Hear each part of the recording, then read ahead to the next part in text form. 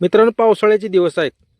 पावसाळ्याचे दिवस असल्यामुळे गाडीत पाणी जाऊ शकतं, गाडी बाहेर उभारल्यामुळं व त्यामध्ये पेट्रोलमध्ये पाणी गेल्यामुळं ते पाणी पेट्रोलमध्ये कसं काढायचं याचं जुगाड आपण या व्हिडिओमधून दाखवणार आहोत.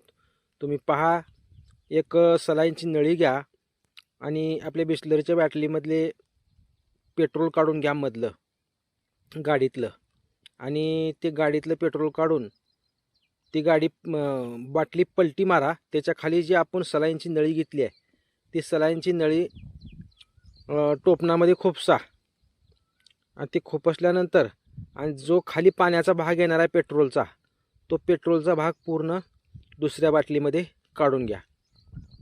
बघा, तुमच्या पुढे हे सध्या जुगाड चालू आहे. पूर्ण पाणी जे आहे ते पाणी पूर्ण खाली येत आहे आणि पेट्रोल पूर्ण वरी आहे, पाण्याच्या वरी.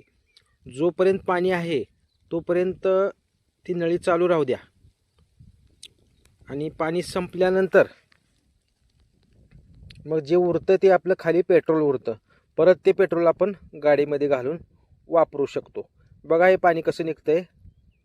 खूप चांगलं जुगाड आहे, कारण सध्या पावसाळ्याचे दिवस आहेत आणि बहुतेक भरपूर जणांच्या टाकीमध्ये पाणी जातं आणि ते पाणी मध्ये गेल्यामुळं आपल्या गाडी चालू होत नाही. त्यासाठी आपण गाडीला दिवसभर जर किक मारलं तर गाडी चालू होणार नाही, कारण त्याच्यामध्ये पाणी असल्यामुळं ते पाणी गाडीमध्ये गेल्यामुळं ती गाडी चालू होत नसते. आणि त्याचंच एक जुगाड आपण करून दाखवलं आहे. ज्याच्या गाडीमध्ये किंवा पेट्रोलच्या टाकीमध्ये पाणी जातं तर त्यांनी हा जुगाड करून पाहावा. बाटली घेऊन व्यवस्थित आपल्या सलाईनची नळी खाली खुपसून परत ते दुसऱ्या बाटलीमध्ये पाणी काढू शकता. पाहतो का पाणी किती जमा झालेलं आहे खाली. पूर्ण पाणी, जितकं पाणी तितकं पाणी पेट्रोलमधलं बाहेर येईल. एक साधं सुद्धा जुगाड